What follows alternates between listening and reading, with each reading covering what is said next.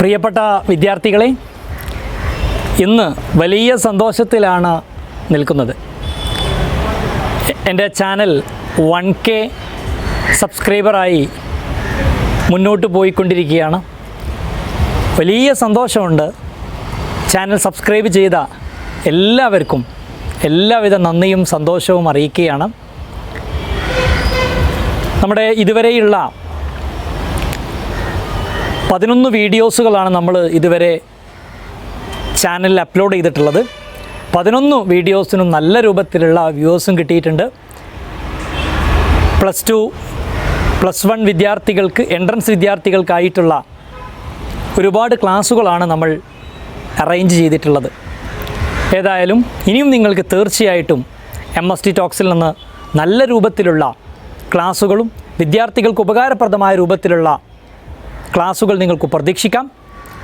എല്ലാവർക്കും ഒരിക്കൽ കൂടി എല്ലാവിധ നന്ദിയും കടപ്പാടും അറിയിക്കുന്നു. ഇന്നത്തെ ക്ലാസ്സിൽ നമ്മൾ ചർച്ച ചെയ്യുന്നത് +1 ഇംപ്രൂവ്മെൻറ്റ് എക്സാം വരാൻ പോവുകയാണല്ലോ.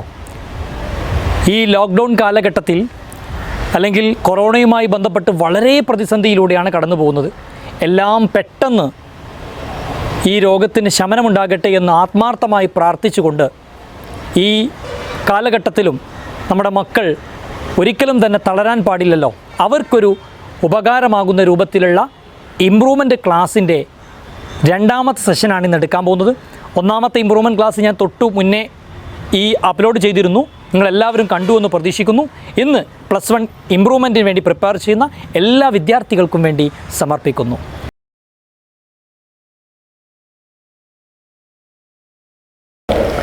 ഓക്കെ, അപ്പം നമുക്ക് തുടങ്ങാം.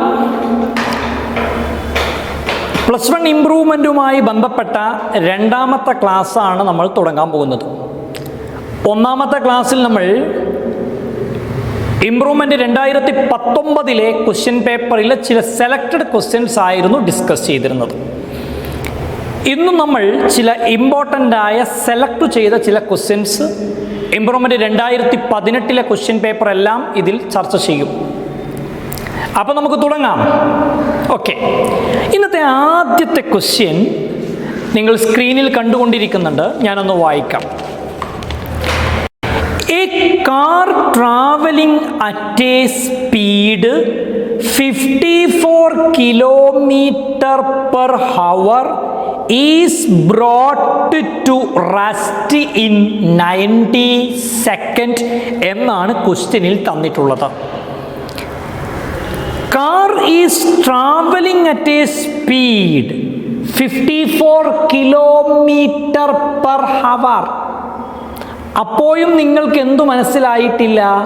54 ഇനീഷ്യൽ ആണോ ഫൈനൽ ആണോ എന്ന് മനസ്സിലായിട്ടില്ല. ഒരു കാര്യം മാത്രമാണ് എൻ്റെ മക്കൾസിന് മനസ്സിലായത്, അത് വെലോസിറ്റി ആണെന്ന് മനസ്സിലായി. Brought to rest in 90 second. Rest in 90 second. 90 സെക്കൻഡിൽ അയാൾ റെസ്റ്റായി. ഓഹോ, അപ്പൊ 54 km/h വേഗതയിൽ പോകുന്ന കാറ് ഒരു 90 സെക്കൻഡിൽ റെസ്റ്റിലായി. അപ്പോൾ എന്ത് മനസ്സിലായി? 54 km/h പോകുന്ന കാറ് ബ്രേക്ക് അപ്ലൈ ചെയ്തിട്ടുണ്ടാകും. അപ്പോൾ കാറിൻ്റെ സ്പീഡ് കുറഞ്ഞ് 0 ആയി മാറിയിട്ടുണ്ടാകും. പറയൂ, അങ്ങനെയാണെങ്കിൽ ഫൈനൽ വെലോസിറ്റി എന്താണ്? 0 ആണ്. ഇനീഷ്യൽ വെലോസിറ്റി എത്രയാണ്? കാർ എത്ര വെലോസിറ്റിയിലാണ് പോകുന്നത്? 54 km/h വേഗതയിലാണ് പോകുന്നത്. km/h SI യൂണിറ്റ് അല്ല, m/s ആണ് SI യൂണിറ്റ്. ആദ്യം ഇത് കൺവേർട്ട് ചെയ്യണം. സോ 54 × 5/18.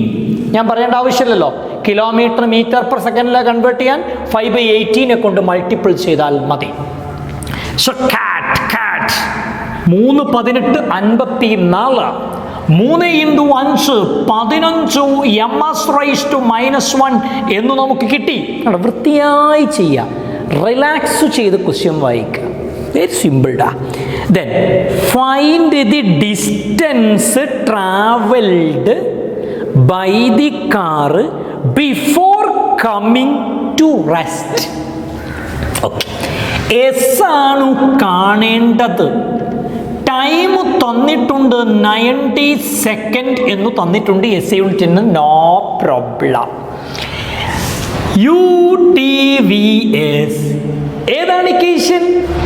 കൈനമാറ്റിക് ഇക്വേഷനിൽ 3 ഇക്വേഷൻ നിങ്ങൾ മക്കൾ പഠിച്ചു. V = U + AT, V² = U² + 2AS, S = UT + ½ എന്ന 3 ഇക്വേഷൻ മക്കൾ തറോ ആക്കി പഠിച്ചിട്ടുണ്ട്. അതിൽ ഏത് ഇക്വേഷൻ എടുക്കണമെന്ന് കൺഫ്യൂഷൻ ആവേണ്ട ആവശ്യമില്ല. ഇവിടെ തന്ന ഡാറ്റാസ് നോക്കൂ. V തന്നിട്ട്, U തന്നിട്ട്, S തന്നിട്ട്, T തന്നിട്ടുണ്ട്. അപ്പൊ T ഒക്കെ ഉള്ള എല്ലാവരും ഉള്ള ഇക്വേഷൻ ഏതുവാണ്? V = U + AT പറ്റോടോ? അതിൽ S ഇല്ലല്ലോ, S അല്ലേ കാണേണ്ടത്. ഓക്കെ, V² = U² + 2AS, അതിൽ T ഇല്ലല്ലോ. അപ്പൊ T ഒക്കെ ഉള്ള ഇക്വേഷൻ ഏതാ? S = UT + ½ V² = U² + 2AS ഉപയോഗിച്ച് ചെയ്യാം. പക്ഷെ ഡയറക്റ്റ് എളുപ്പമുള്ള ഇക്വേഷൻ ഉപയോഗിച്ച് പെട്ടെന്ന് തന്നെ ആൻസറിലേക്ക് എത്താൻ പറ്റും. So equation S = UT + ½ എന്ന ഇക്വേഷൻ ഞാൻ എഴുതി. എസ് ആണ് എനിക്ക് കാണേണ്ടത്. What is U?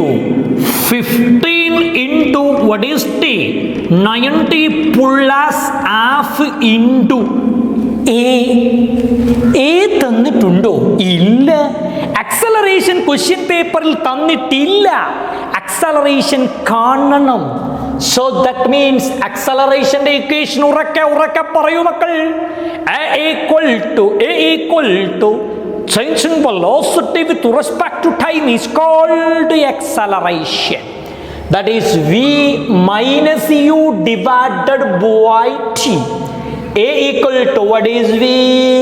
0 minus what is U?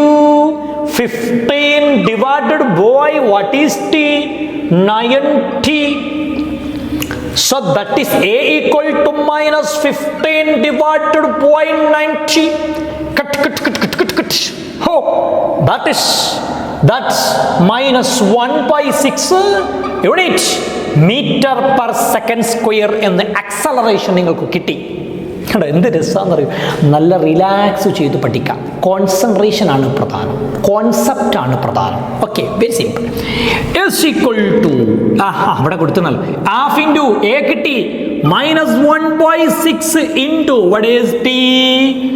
90 square.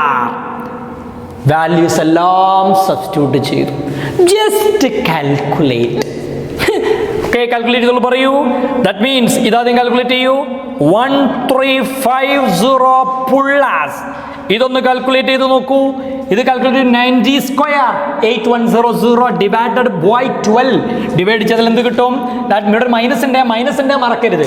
So -675 എന്ന് കിട്ടും. S = that is ഇതിന്റെ ഡബിൾ ആണല്ലോ. So 675 metre. Yes, that is the answer. 675 metre എന്ന് കിട്ടി.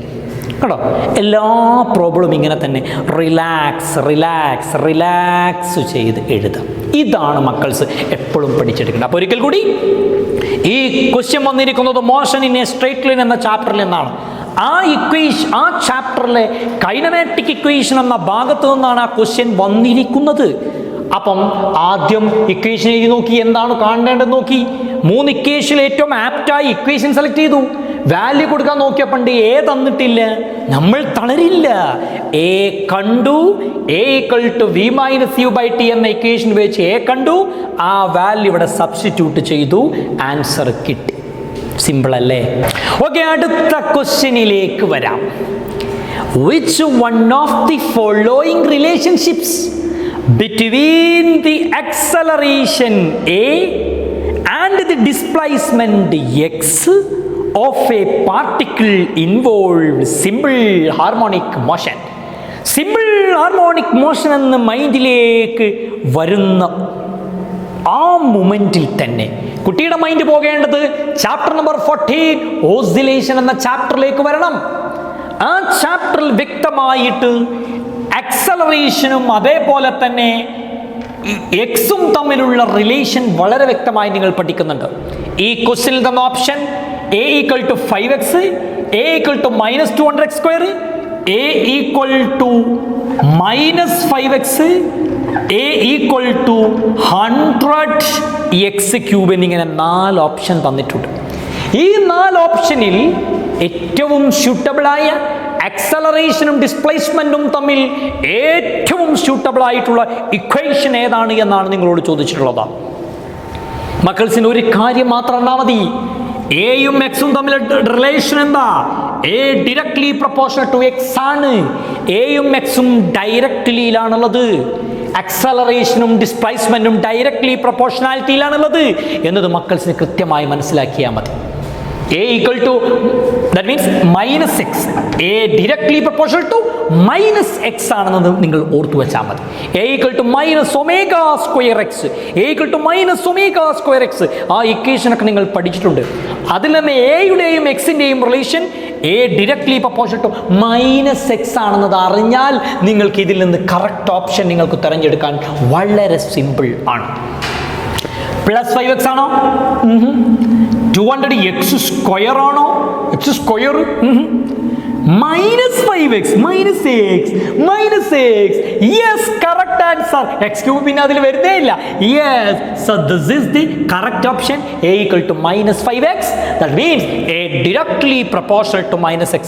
ആക്സലറേഷനും ഡിസ്പ്ലേസ്മെന്റും directly proportionality a directly proportional to -x എന്ന കോൺസെപ്റ്റ് മക്കൾസിന്റെ മൈൻഡിൽ ഉണ്ടായാൽ നിങ്ങൾക്ക് വളരെ സിമ്പിളായി ഈ ആൻസറിലേക്ക് എത്താൻ പറ്റും. അടുത്ത ചോദ്യത്തിലേക്ക് വരാം.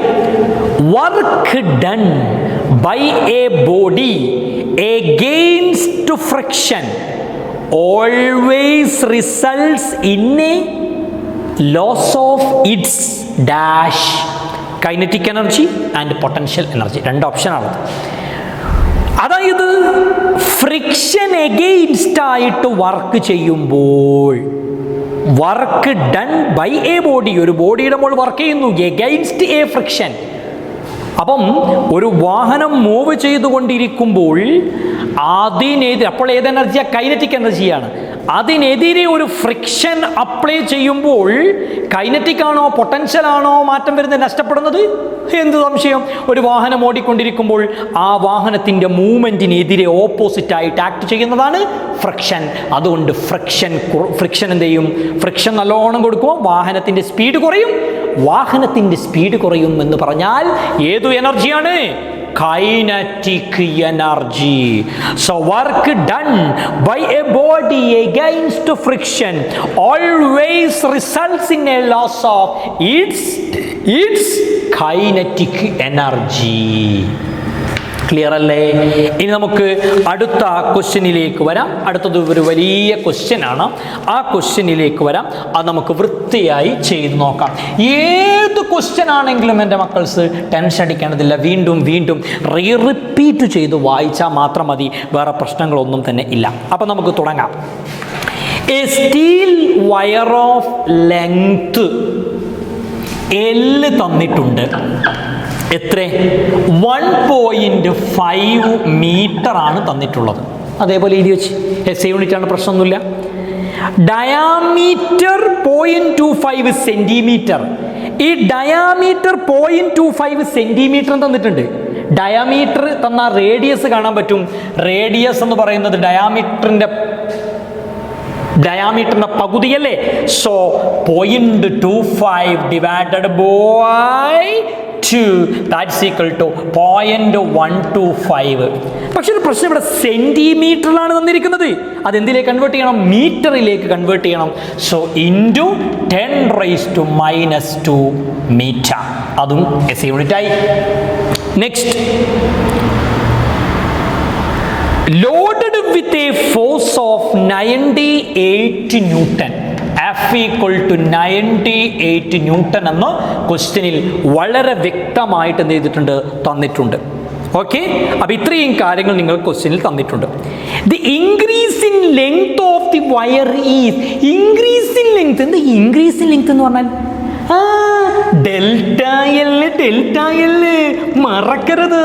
Delta L 1.5 into 10⁻⁻⁴ unit metre എന്ന ക്വസ്റ്റ്യനിൽ തന്നിട്ടുണ്ട്. അപ്പോൾ അതുകൊണ്ട് യാതൊരു പ്രശ്നവും ഇല്ല. 1.5 into 10⁻⁴ എന്ന് തന്നിട്ടുണ്ട്. Calculate the tensile stress and the fractional change in length of the wire. ഓരോന്നോരോന്ന് ചെയ്യൂ. Calculate tensile stress. ആദ്യം മക്കൾസിന് കാണേണ്ടത് സ്ട്രെസ് ആണ്. സ്ട്രെസ് കാണാനുള്ള equation force divided by area that is equal to what is force 98 divided by area. Area ഏതാണ് വസ്തു? Steel വയറിന്റെ ഏരിയ എന്താണടാ? πr². So that is 98 divided by 3.14 into what is r? r കണ്ടല്ലോ. y into 125 into 10⁻⁻² whole square. അതിന്റെ മുകളിൽ എന്തുണ്ട്? ഒരു whole square കൂടി ഉണ്ട്.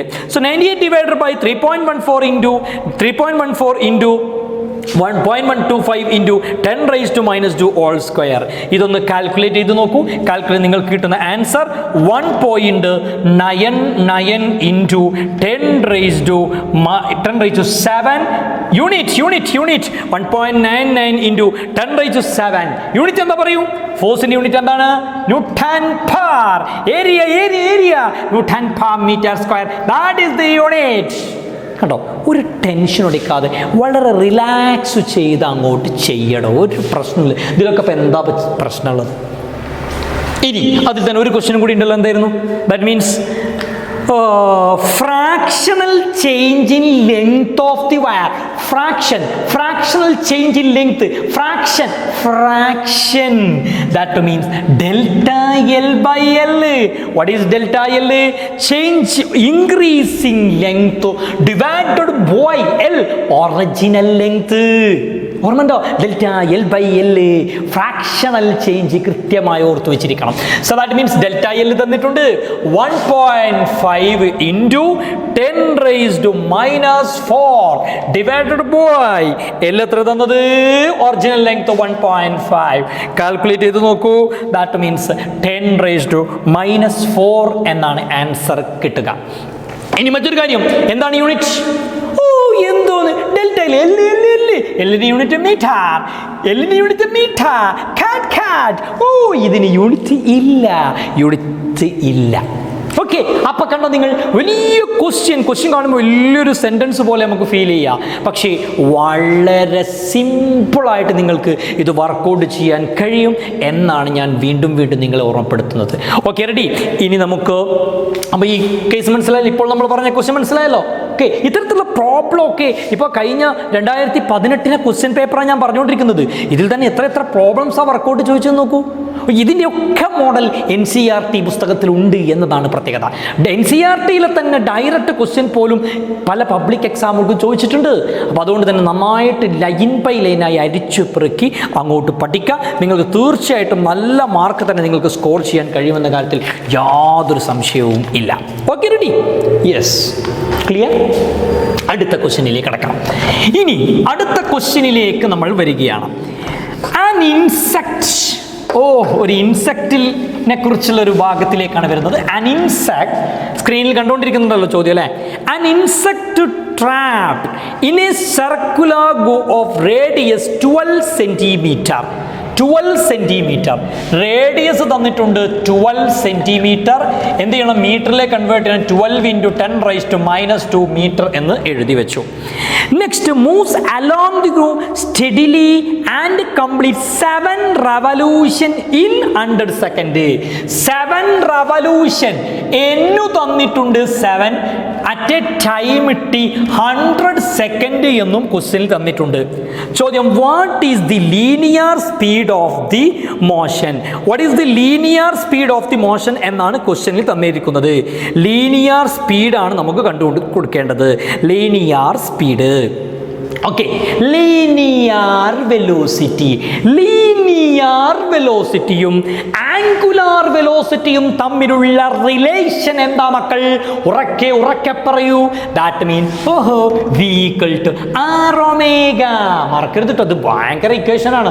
V is the linear velocity and omega is the angular velocity. So just value apply ചെയ്യൂ. What is the value of r? 12 into 10⁻² into omega. omega തന്നിട്ടില്ല, omega കാണണം. Yes, omega equal to 2 pi nu. Omega equal to 2 pi into what is nu? Nu f equal to n by t, n by t, n by t. Nu equal to n by t. മറക്കരുത്. Omega equal to 2 pi into what is the value of n? 7 divided by time 100. Just calculate. ഈ value നിങ്ങൾക്ക് calculate ചെയ്യും. അപ്പോൾ നിങ്ങൾക്ക് ആ value ഇവിടെ കൊടുക്കും. ഒമേഗയുടെ സ്ഥലത്ത് 2 pi into 7/100. യെസ്, കാൽക്കുലേറ്റർ 100 ഒക്കെ കട്ട് ചെയ്ത് കഴിഞ്ഞാൽ ദാറ്റ്സ് ലാസ്റ്റ് നിങ്ങൾക്ക് കിട്ടുന്ന answer 5.27 into 10⁻² metre per second. വെലോസിറ്റിയുടെ unit metre per second. 5.27 into 10⁻² metre per second എന്നാണ് നിങ്ങൾക്ക് ആൻസർ കിട്ടുന്നത്. ഓക്കെ, അടുത്ത ക്വസ്റ്റ്യനിലേക്ക് വരാം. A man jumping out of a slow moving bus falls forward.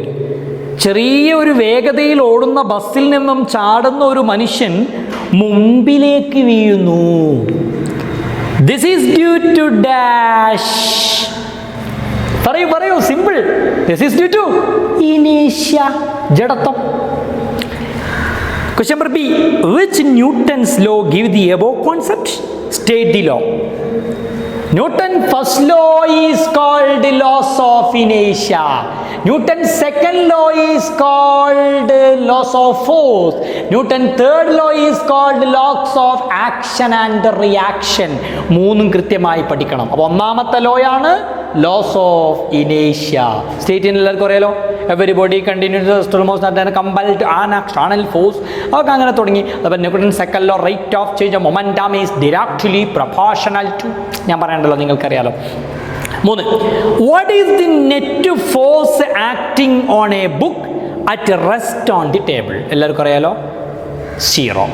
Okay, ഇനി നമുക്ക് അടുത്ത ഒരു ക്വസ്റ്റ്യനിലേക്ക് വരാം.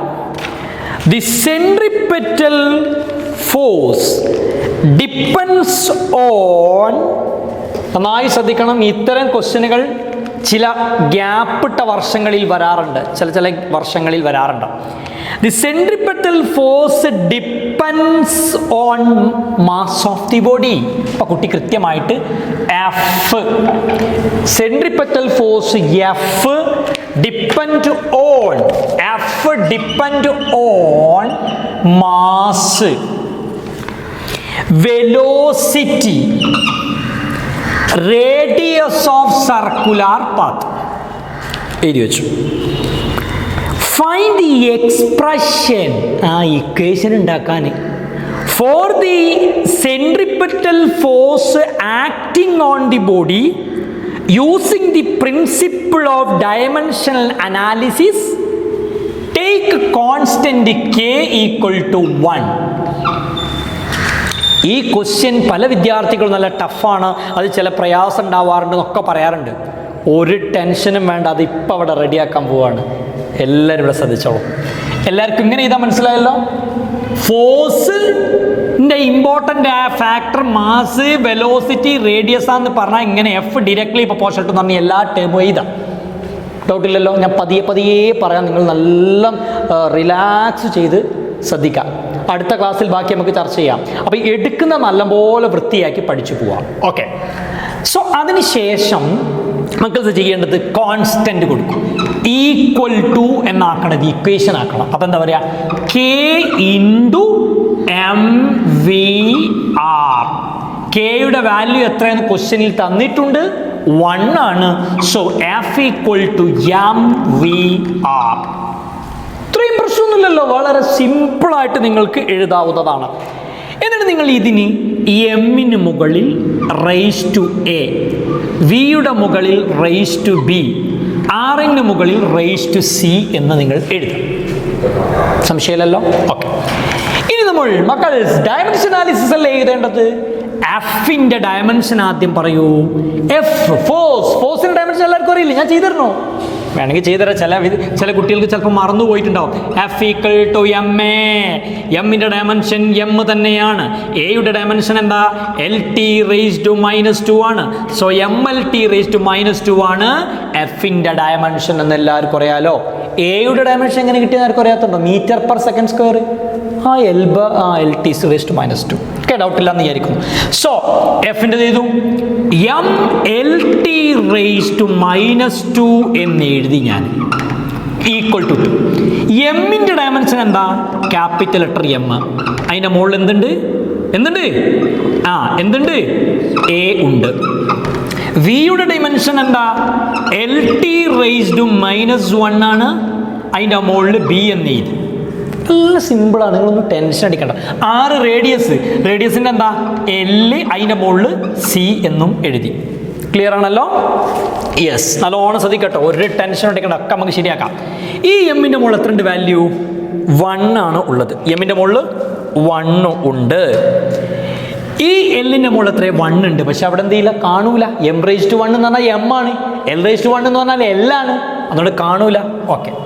എന്നിട്ട് എൻ്റെ മക്കൾസ് ചെയ്യേണ്ടത് നന്നായി ശ്രദ്ധിക്കാം.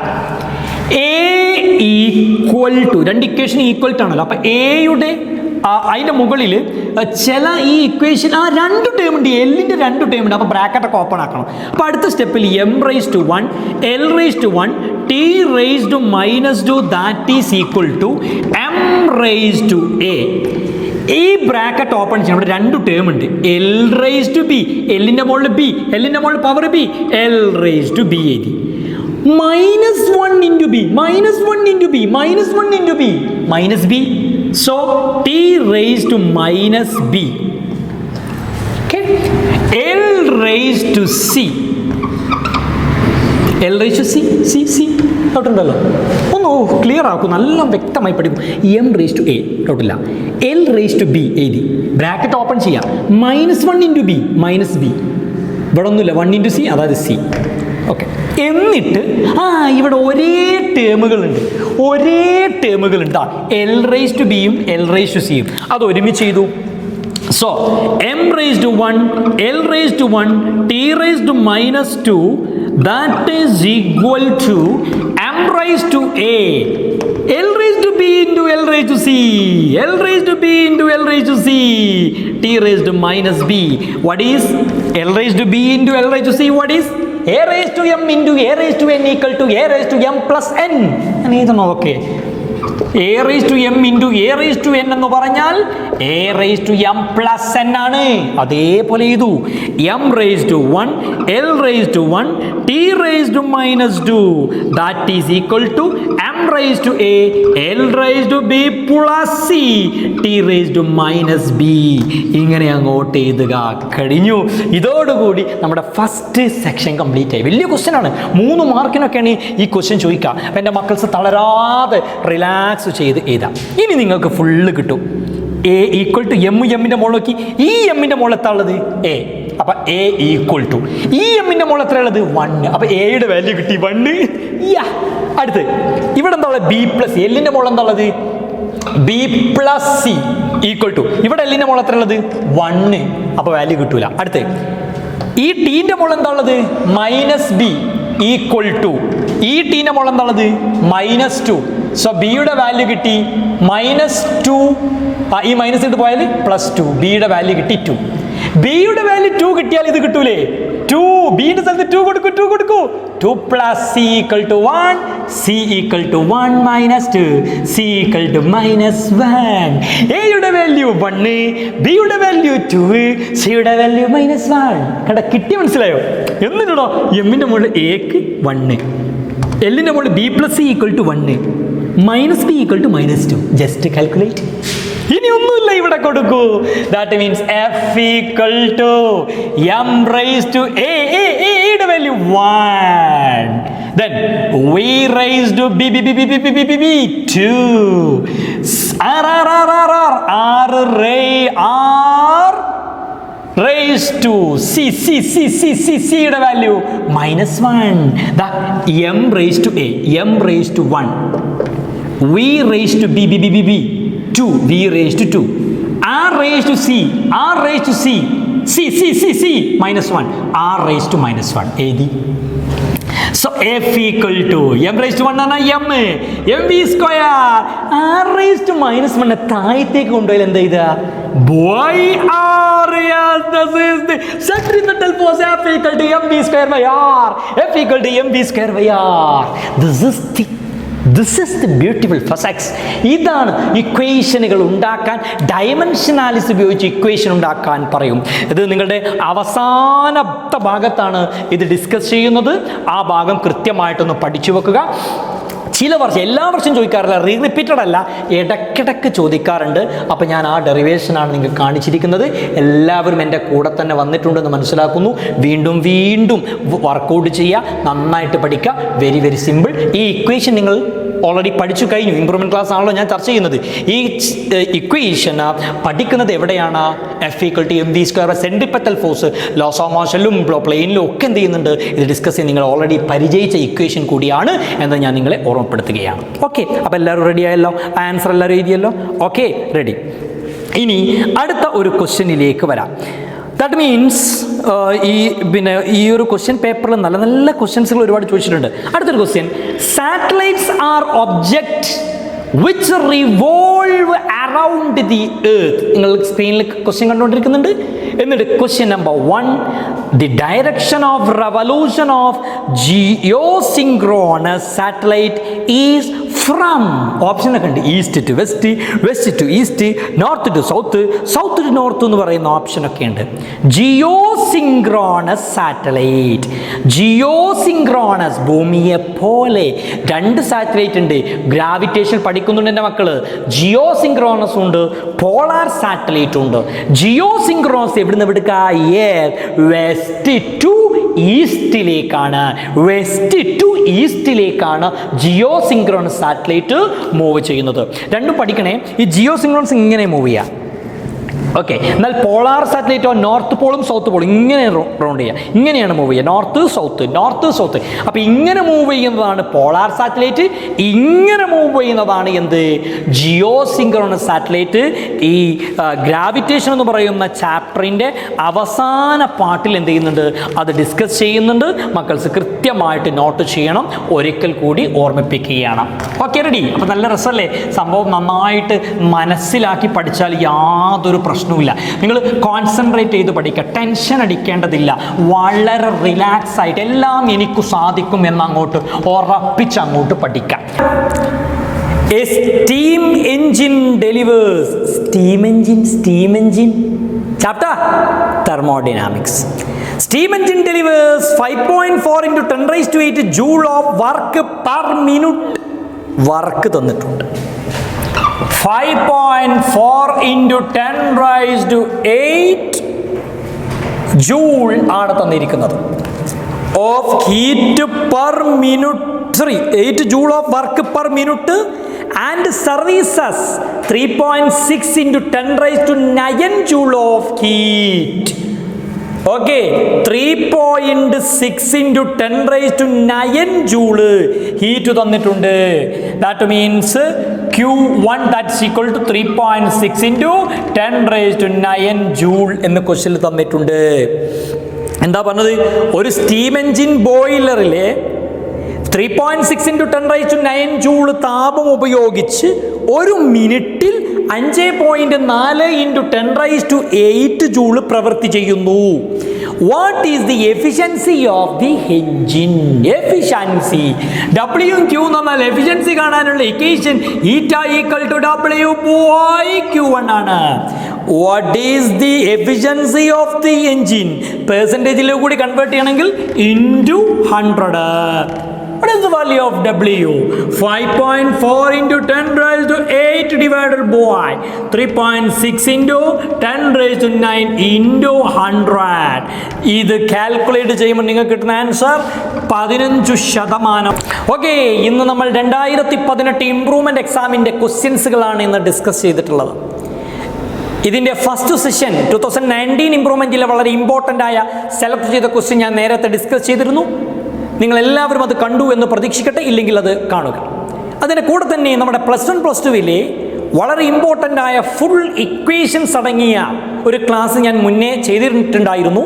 ഫസ്റ്റ് പാർട്ട് ആൻഡ് സെക്കൻഡ് പാർട്ടായിട്ട് അതും നിങ്ങൾ കാണണം. ഇതിൻ്റെ കൂടെ ഒരുപാട് ക്വസ്റ്റ്യൻ ഡിസ്കഷനുകളൊക്കെ വരുന്നുണ്ട്. എല്ലാവരും നന്നായിട്ട് പഠിക്കുക, നന്നായിട്ട് ഹാർഡ് വർക്ക് ചെയ്യുക. ക്വസ്റ്റ്യൻസുകൾ പരമാവധി വർക്കൗട്ട് ചെയ്യുമ്പോൾ നിങ്ങൾക്ക് തീർച്ചയായിട്ടും ഫുൾ മാർക്ക് നിങ്ങൾക്ക് കിട്ടും.